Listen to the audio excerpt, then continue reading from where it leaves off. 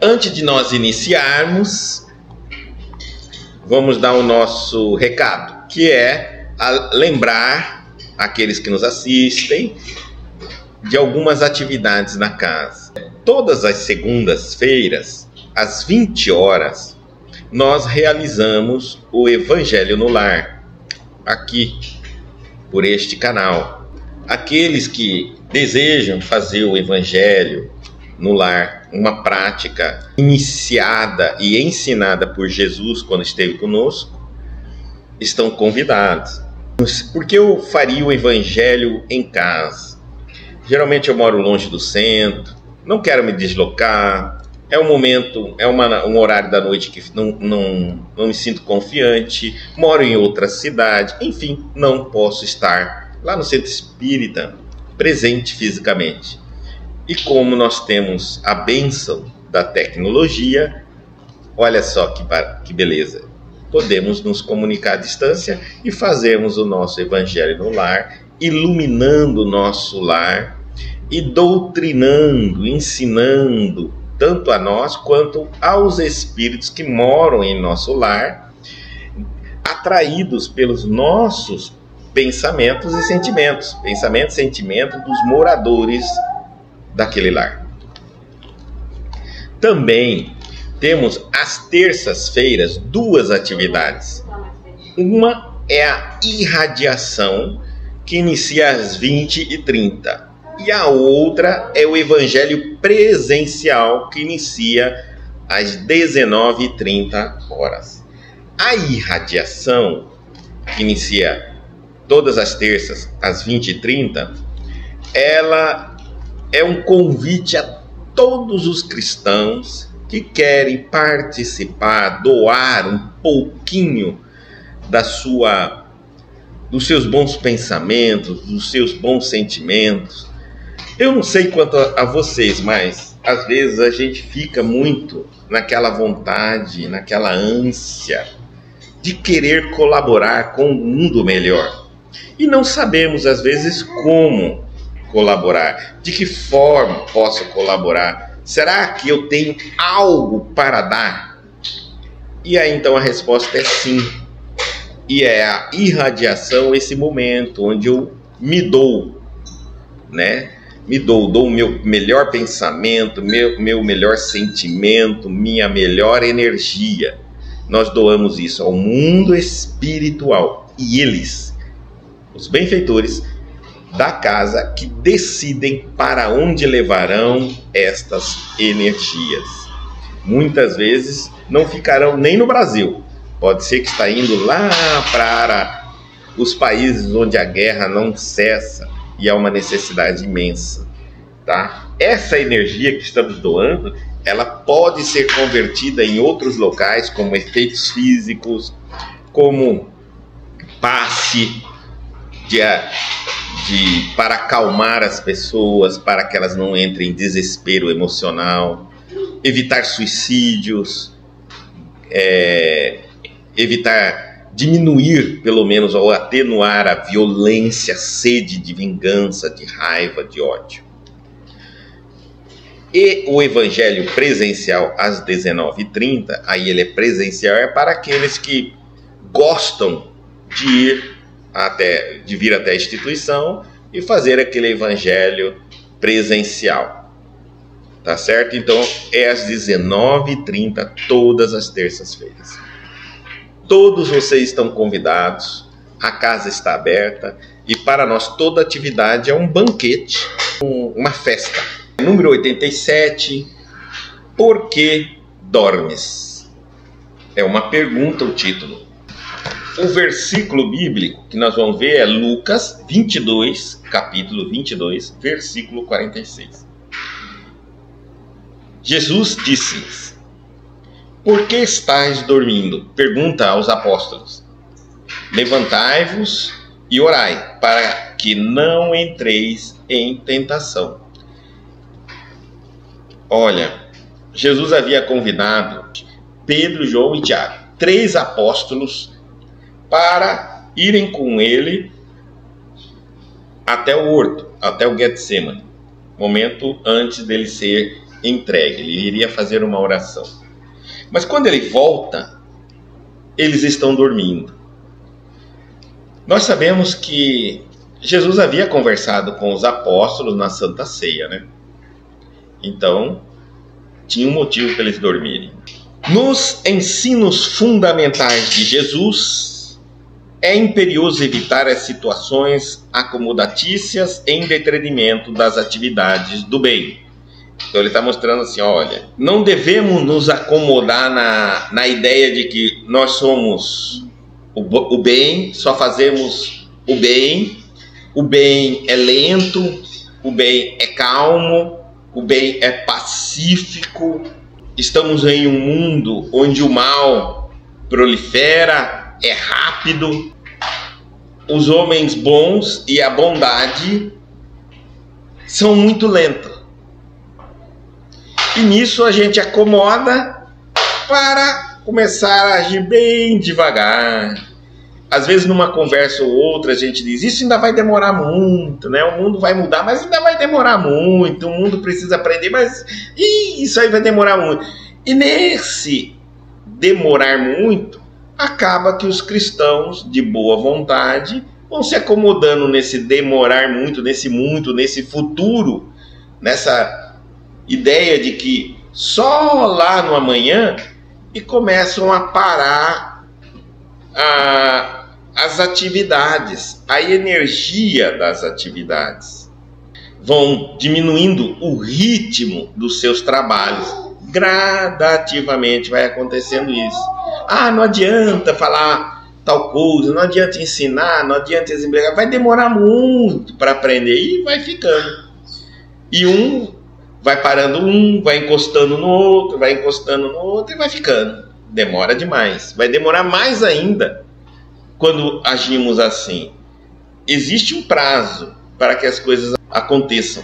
No entanto, se nós não participarmos, aí vai demorar muito mais. Continuando a lição, o Evangelho de Lucas, nesta passagem, conta que os discípulos dormiam de tristeza. Aqui está a explicação do porquê eles dormiam. Jesus conversou com eles na Santa Ceia. Disse o que já estava prestes a acontecer. Judas havia se retirado da Santa Ceia após Jesus ter identificado esse apóstolo como que o iria traí-lo. Então, Jesus já sabia que Judas tinha saído daquela reunião e ido buscar os esbirros de Sinédrio. Então, ele leva 3 apóstolos, não leva todos. É importante isso entender. A escolha existe sempre conosco, às vezes um grupo enorme de pessoas. Mas alguns trabalhos são feitos por grupos seletos, tá? Dentre de tantas pessoas, você vai ter que selecionar aqueles que você mais confia e aqueles que menos falhariam com os propósitos da missão. Isso é muito natural. Em todo grupo, em toda equipe, muitas vezes a gente tem 15 elementos na equipe. 15. Mas 10 é os que trabalham. Na verdade, aí tem 5 que organizam para os 10 trabalharem e os 15 ganharem nome. Dos 5, né? Que eu falei que estão restando aqui, 3 ou 2 é aqueles que é pau para toda obra. Entendeu? Você pode dar a missão que vai cumprir. Entendeu? Você pode cair de cama que vai tocar. Então, é nesse ponto que Jesus contou com os 3 apóstolos que ele poderia contar realmente, e que esses 3, veja, que esses 3 é independente se eles escreveriam o Evangelho ou não, porque entre João e Pedro nós tínhamos também Tiago, e Tiago não escreveu nada. Então não era quem iria escrever o Evangelho, e sim quem estaria apto para entender o que estava acontecendo e estar ali firme para passar por qualquer situação. Porque às vezes a equipe grande de 15 Muitas vezes uma sacudida é igual um balde cheio d'água. Você sacode, bate na ponta, treme toda a água. Parte da água cai para fora. Da vasilha, da panela, do balde. Às vezes, um grupo, basta um sacolejão de falação, de mentira, de fofoca, de crises, e cai todo mundo para fora. Geralmente vai ficando um pouquinho ali dentro, né? E tem um pequeno, que é o centro, é o que são os elementos que menos se abalam. Primeiro pela experiência de ter passado por vários abalos, vários sacudidões, e as coisas continuam caminhando, as coisas vão indo, compreendem muito bem como funciona o bem, a bondade, né? Se vira e mexe, são atacados mesmo. Não é quem já assistiu uma vai assistir outra, vai assistir outra, vai assistir outra, nunca vai parar, tá certo? Nunca vai parar. Nós vamos ver Jesus então escolhendo 3 dos 12, fora um monte de pessoas, as mulheres que estavam ali seguindo ele e outros que não estão identificados, homens também que o seguiam. Então ele escolhe os 3, que provavelmente no meio desses abalos, muitos pingaram para fora, caíram para fora, escorregaram, tiveram duas, se chocaram, fizeram mais onda do que... E aqueles 3 eram os que eram mais centrados, estavam mais focados. Tanto que nós vamos entender, o Evangelho de João é o evangelho mais filosófico, foi o que mais entendeu a missão de Jesus, e foi o único apóstolo que esteve com Jesus no momento da crucificação. Então justificável ele estar ali, escolhido por Jesus. Pedro foi... mas Pedro negou Jesus. Sim, pessoal, mas nunca deixou de afirmar o amor que ele tinha. Ele se deixou levar por medo da própria vida dele, mas nunca se deixou levar por comentários alheios a respeito de Jesus. Então ele era fiel a Jesus. Mas quando chegou no momento que a vida dele e a de Jesus, ele realmente tremeu nas bases. Mas enquanto não tinha a vida dele colocado em xeque, ele era claro em dizer: eu morro por você.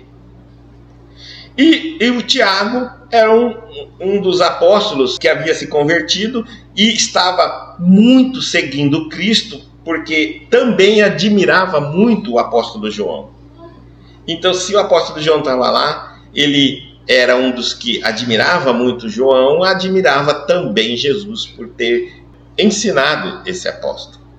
Bom, então está ali escolhido 3 entre 12. Enquanto eles recebiam a notícia que Jesus iria ser entregue e provavelmente muitas coisas aconteceriam, eles estavam muito tristes. E nesse momento da tristeza, você vai ver, é o momento que nos abate. A tristeza é o momento em que a gente se sente pequeno e às vezes ataca até as esperanças nossas, né? A gente se sente diminuídos. Enquanto o mestre orava fervorosamente no horto, vê-se, pois, que o Senhor não justificou nem mesmo a inatividade oriunda do choque ante as grandes dores. Olha, Jesus podia chegar e falar assim: acorda, apóstolo, eu sei que vocês estão tristes, a tristeza porque eu vou partir, não só porque eu vou partir, mas da maneira como eu vou partir. O que vai acontecer para me eliminarem deste planeta. Mas ele não aceita nem essa tristeza como justificativa dos apóstolos dormirem, né? Mas se distraírem do objetivo, né? Se distraírem da meta. Porque muitas vezes a gente se distrai. É muita confusão, muito barulho, muito isso, muito aquilo, e de repente eu estou no meio daquele barulho, daquela confusão, e alguém chega para mim e fala: ei, acorda, olha, foca aqui, a missão nossa é essa. Quem quer fazer barulho que faça, quem quer fazer confusão que faça, mas e nós temos um propósito. Vamos ficar no nosso propósito. Nem esses momentos de muito tormento, de muita dor, de muita tristeza, de muita balbúrdia, Jesus aceita como justificativa para perdermos o foco, o direcionamento, o objetivo da nossa evolução. E então, o aprendiz figurará o mundo como sendo campo de trabalho do reino. Aqui é um campo de trabalho. Aqui é importante a gente entender isso, porque aqui a gente não vem para brincar, para conversar, para distrair. É um campo de trabalho mesmo. O mundo ali fora, o planeta Terra, já é um planeta que tem infinitos chamados para nos distrair do nosso objetivo, da nossa reencarnação, do objetivo da nossa reencarnação. O único local, o único momento que nos faz focar no objetivo, que nos lembra do motivo que nos trouxe à Terra, não é o local para nos distrairmos, não é o local para brincarmos. É o local para então focarmos. Já é pouco tempo, já é pouquíssimos locais, porque qualquer que seja o local que a gente esteja neste planeta que não for com Cristo, já tem inúmeros convites para você se distrair. Então não se preocupa que você não vai perder nada.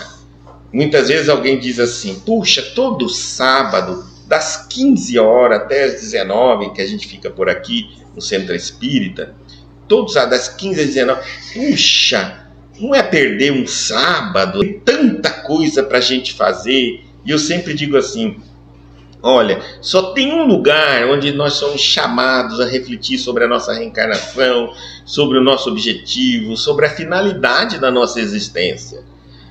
É pouco tempo, porque fora daqui tudo que a gente encontra é para nos distrair desse objetivo. É tantas obrigações, tantos afazeres, tantos convites, tantos locais. E se deixar, eu passaria uma vida inteira embolado nessas atividades e nem me lembraria que sou espírito. Então é um local, é um momento onde a gente não está para se distrair. Está realmente para pesquisar, para investir, para questionar, para entender, para nos lembrarmos, reforçar a nossa fé.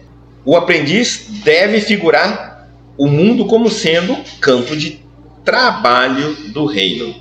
Que ele colocou de campo de trabalho, porque não é um momento de dormir, onde se esforçará, operoso e vigilante, ativo, compreendendo que o Cristo prossegue em serviço redentor para o resgate total das criaturas. Então o que o Cristo está nos pedindo é: não durma, não distrai, não brinque, não relaxe. Vocês vão falar: meu Deus, infelizmente para o bem é assim. Porque quando a gente pensa que está sozinho pode relaxar, o invisível que está conosco e a gente não vê, muitas vezes aproveita o nosso relaxar, né? A nossa distração, o nosso dormir. Nós somos assediados até enquanto dormimos.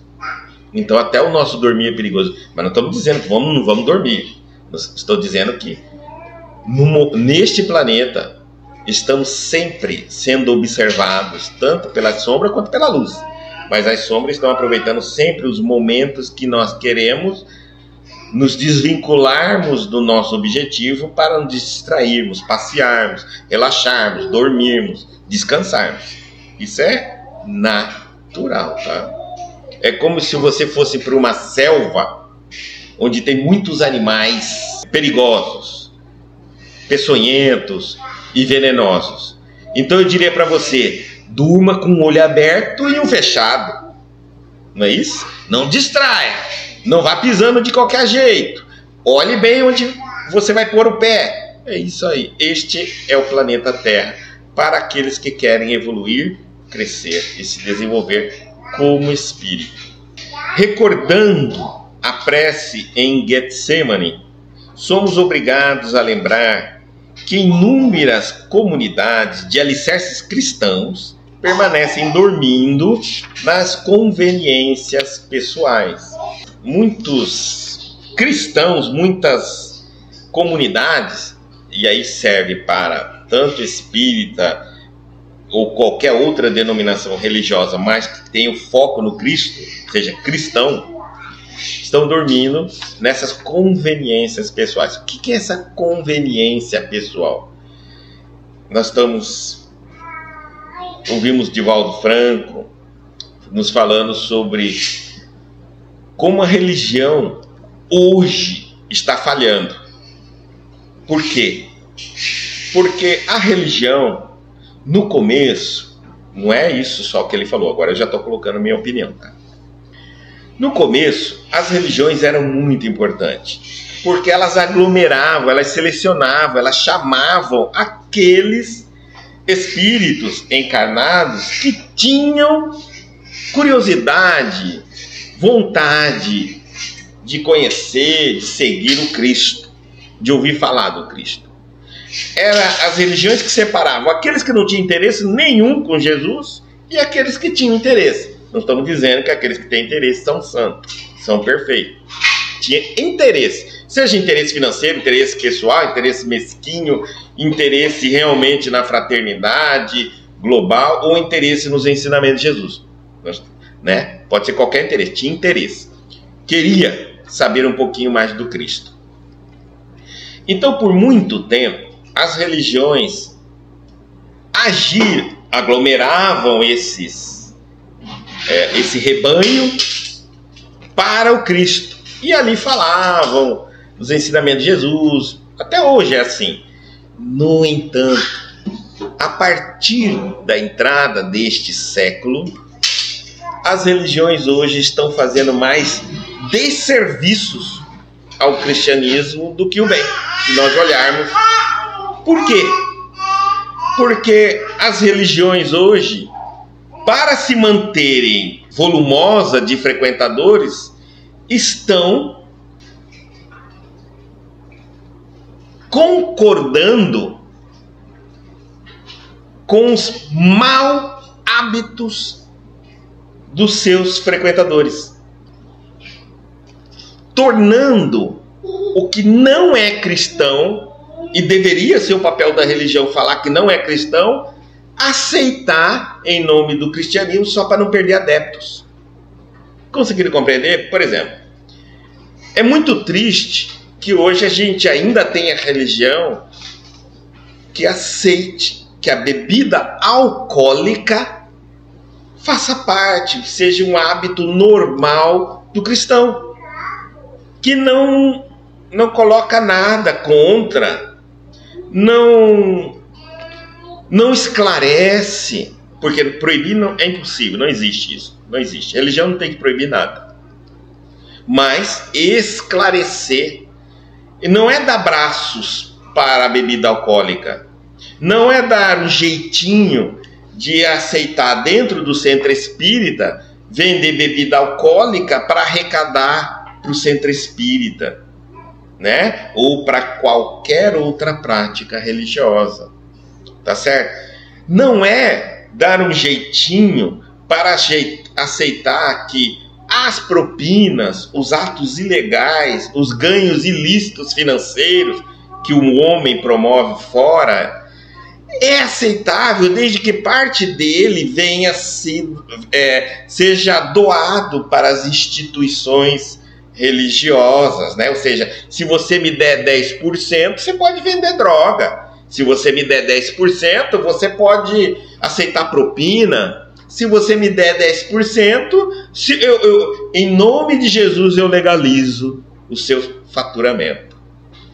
Então hoje a religião não está antes fazendo o mesmo serviço. Antes ela aglomerava os que estavam interessados em Jesus. Hoje, a religião está legalizando o ilegal, o anticristão, dentro dos costumes do cristianismo. E aí, se isso continuar, se os cristãos não acordarem, estaremos fazendo tudo que uma pessoa não cristã faz, só que agora em nome de Jesus, porque a religião dele permite, aceita, autoriza, não critica.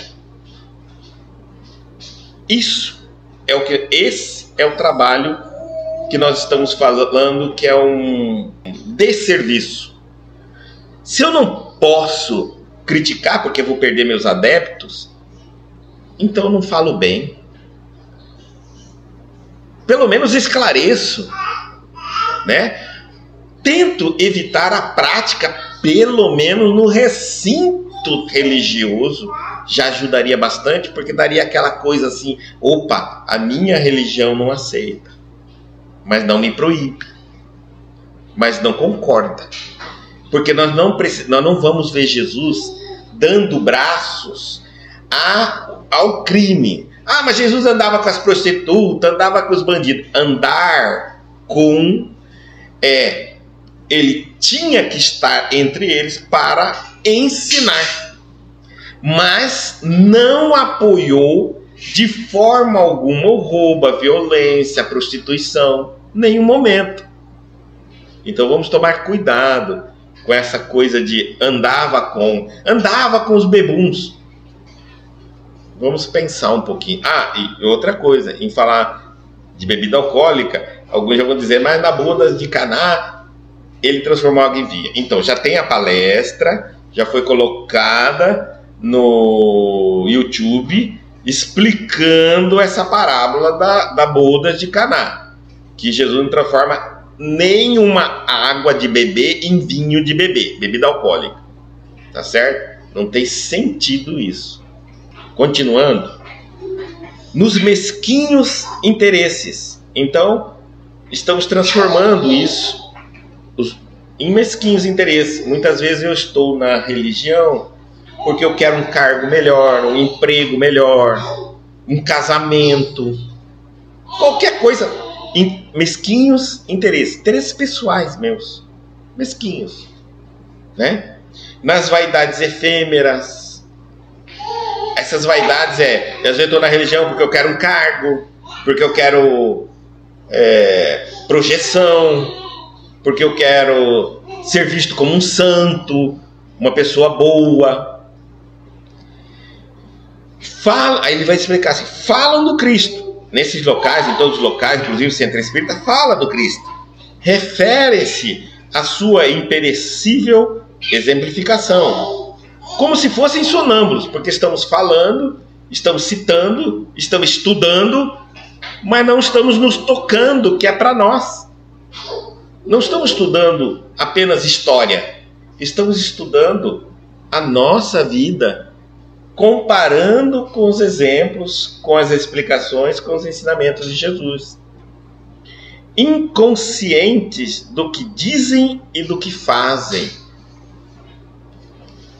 Totalmente desconectados, né, do que fazem, do que a gente está lendo e está estudando. Para despertarem tão só no instante da morte corporal, em soluços tardios. Aí quando a gente morre, aí que a gente vai lembrar, recuperar a nossa consciência. Eu sabia tudo isso e não fiz nada e agora desencarnei. Agora vem o soluço, né?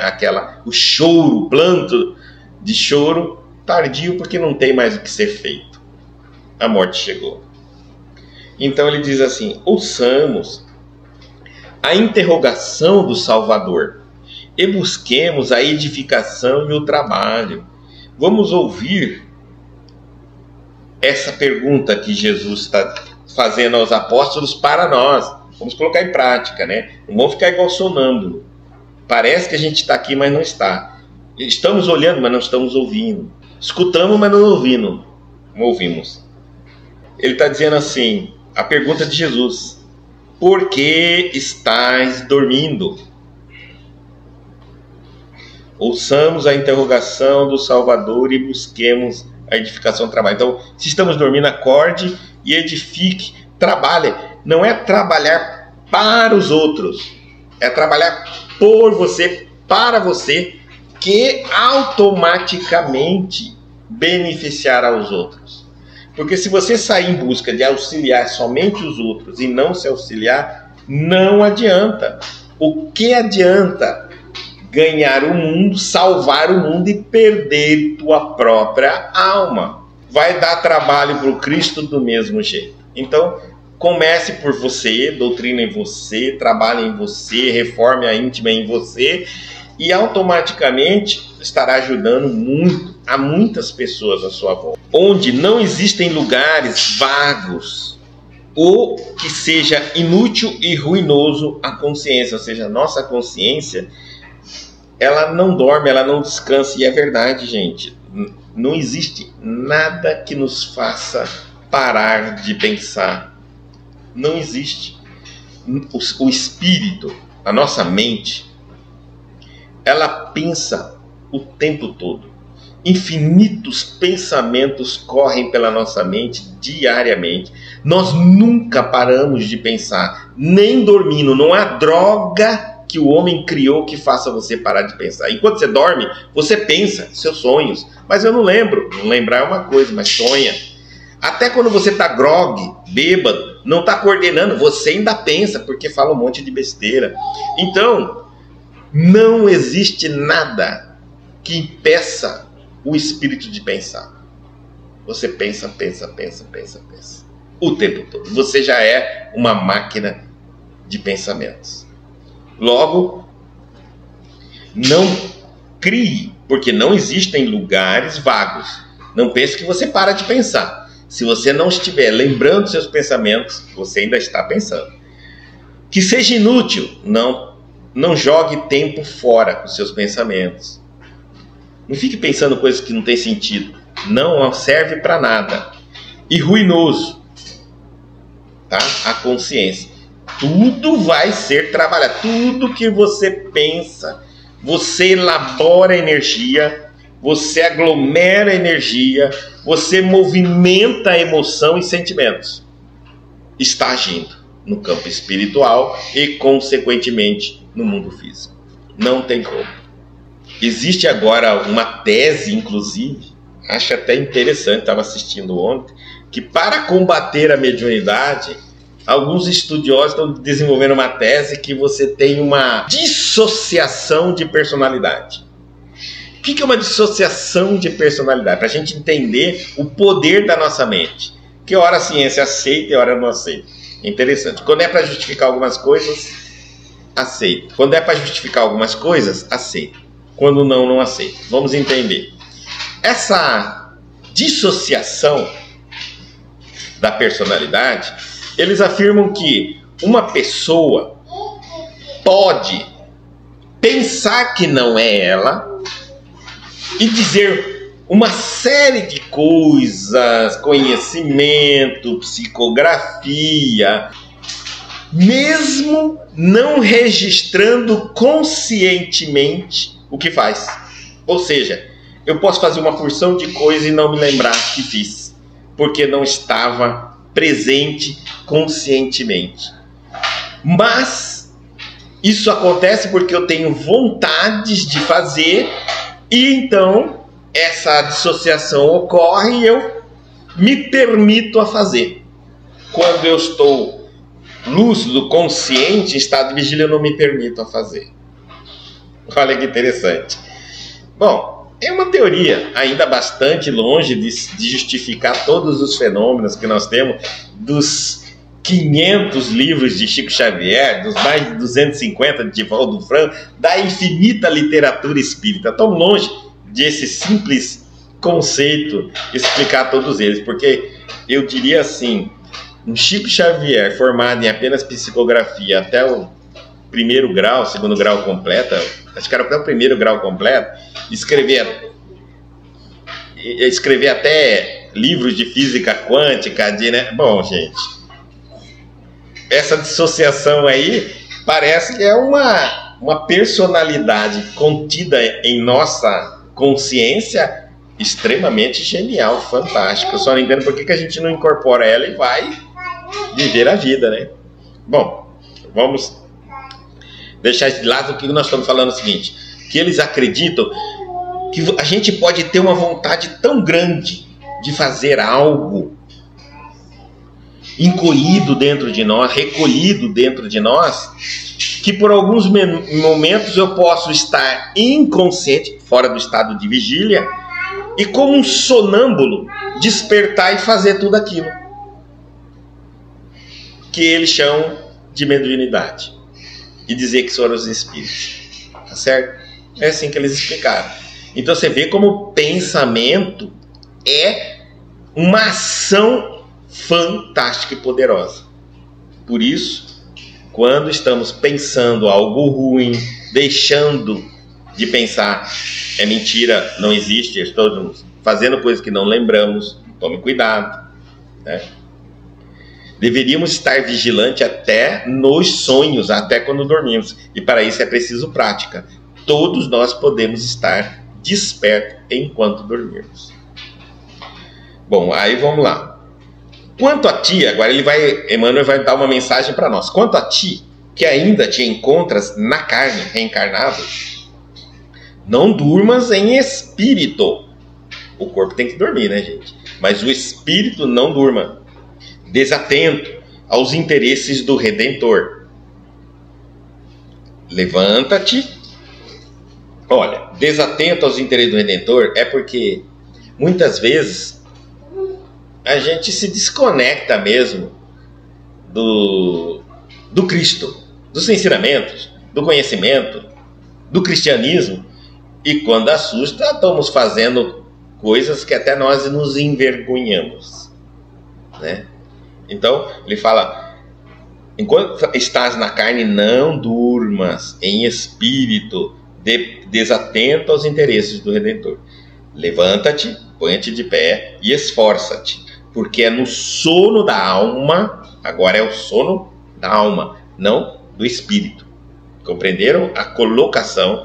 Sono da alma é o sono da sua personalidade. Olha só.